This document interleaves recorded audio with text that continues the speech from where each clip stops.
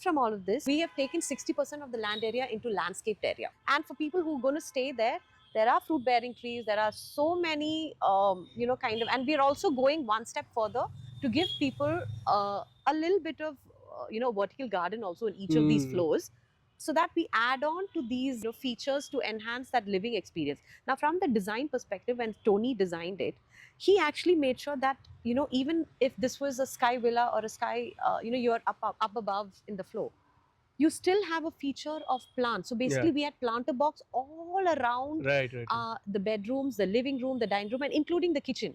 So which means in the kitchen also you have a kitchen garden space. They are connected to nature. They're connected to nature, even if they are elevated, they're still connected to nature. So that design played a lot of importance there, to the fact that we had like garden spaces. You can put tropical plants, you can actually do those Bali styling. All of these comes in, so that enhances your experience and your well-being of staying in the apartment. Some of the statistics around India and water is fascinating, right? We are close to 60% of the country is actually going to be water parched. We have no water in the country.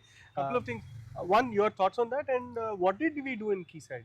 In terms of I just want to ask you, do you by any chance think that because we live by the backwaters and the ocean that we have a lot of water in Kerala?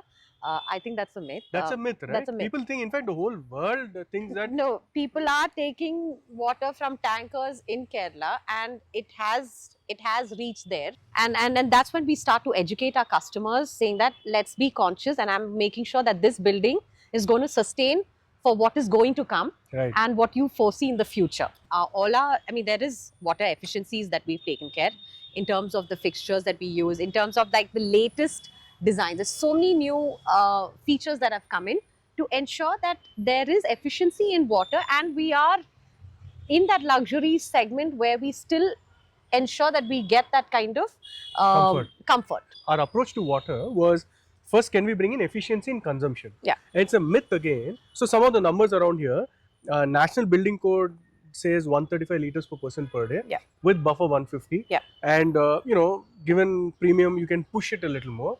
But the idea was, you don't need a super fancy rainwater rain shower. It all depends on the flow rate. Thank you. Perfect. So with the bringing in efficiency with flow rate without compromising the quality of water consumption and the experience that it brings, and it is expensive, but it is worth that investment for the customer, and to ensure that so you got good high quality international brand which is giving us high quality water consumption. So first was on the consumption. You brought in efficient fixtures to not meet but also beat the consumption patterns for high quality living.